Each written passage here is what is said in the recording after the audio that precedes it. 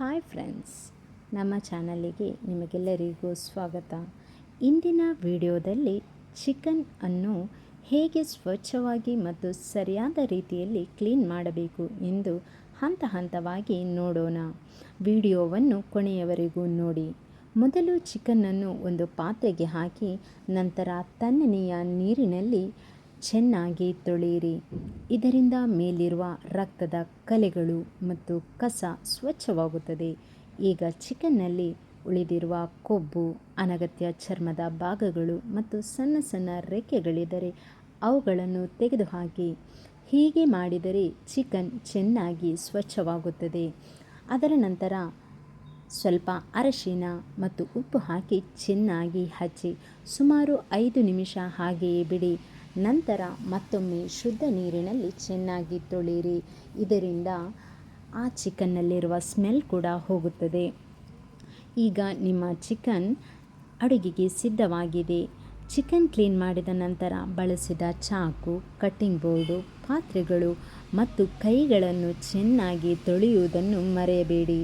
ಅಡುಗೆ ಮನೆಯನ್ನು ಸ್ವಚ್ಛವಾಗಿಡುವುದು ತುಂಬ ಮುಖ್ಯ.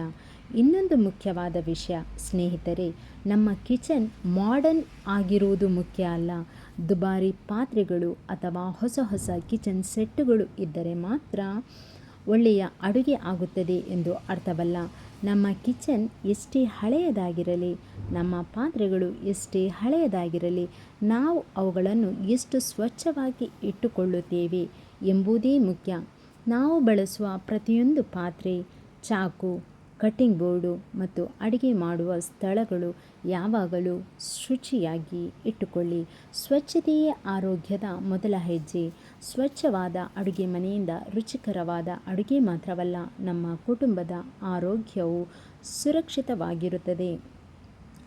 ಈ ಚಿಕನ್ ಕ್ಲೀನಿಂಗ್ ವಿಡಿಯೋ ನಿಮಗೆ ಉಪಯುಕ್ತವಾಗಿದೆ ಎಂದು ಭಾವಿಸುತ್ತೇನೆ.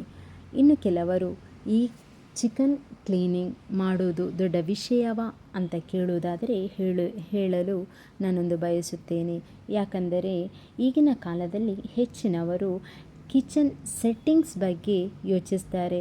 ಇವತ್ತು ಅದು ಹಳೆಯದಾಯಿತು, ಇದು ಹಳೆಯದಾಯಿತು ಅಂದು ಅದನ್ನು ಚೇಂಜ್ ಮಾಡ್ತಾರೆ ಹೊರತು ನಾವು ತಿನ್ನಲು ತಂದಿರುವ ಆಹಾರವನ್ನು ಹೇಗೆ ಕ್ಲೀನ್ ಮಾಡಿ ಇಟ್ಕೋಬೇಕು, ಯಾವ ರೀತಿ ಕ್ಲೀನ್ ಮಾಡ್ಕೋಬೇಕು, ಯಾವ ರೀತಿ ಯೂಸ್ ಮಾಡಬೇಕು ಅನ್ನೋದೇ ಗೊತ್ತಿರಲ್ಲ.